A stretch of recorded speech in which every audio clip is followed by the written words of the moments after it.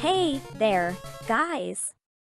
Today we're diving into a game that many of you remember with nostalgia, but which perhaps would be better forgotten. I'm talking about Double Dragon for Game Boy, a classic fighting game that ended up being made on a portable console. Well, hit yourself. Double Dragon, guys, a title that left its mark on the NES. But on the Game Boy? It's almost like they took the Lee brothers, took their balls away, and threw them into a slow drunk brawl. We'll get there in a second, but let me say this, if you love frustration, well, this game will serve it to you on a silver platter. Okay, let's start with the gameplay. You have the usual kicks, punches, jumps. But everything is slowed down as if Billy and Jimmy are fighting underwater. Seriously, who decided it had to go at that speed?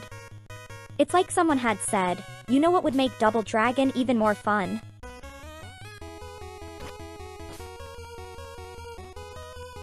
Don't get me wrong, there are times when a game feels like it wants to be good.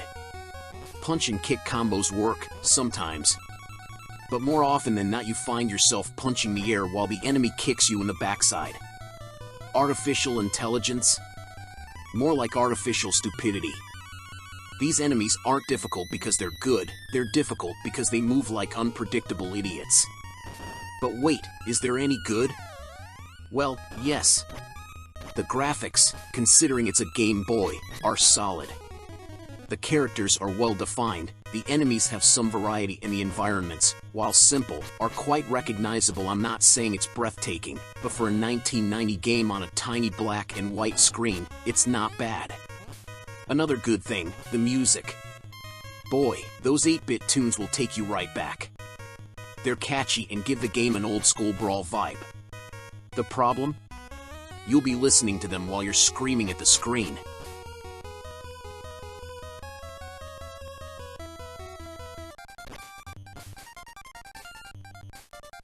But let's get back to the flaws, because there are many.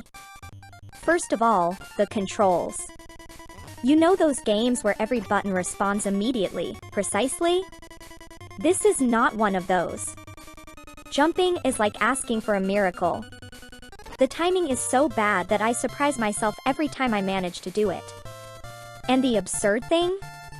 Even when you jump correctly, you often end up falling into some ridiculous hole. I mean, how many times do I have to replay the same level because I crashed into a pit like an idiot? And then there are the levels themselves. You'd expect some variation, right? No, the game is like one long, monotonous walk of kicking and punching. If you were hoping for a bit of strategy or diversity in the levels, well, sorry disappointing you. It's like watching the same episode of a TV series, on loop, over and over again. Oh, and let's not forget the bosses. Oh, yes, the bosses. In theory, they should be epic, right? But these just seem like oversized versions of the standard enemies. Zero charisma, zero real challenge, just a little more energy to sweep away. Just to make you waste more time.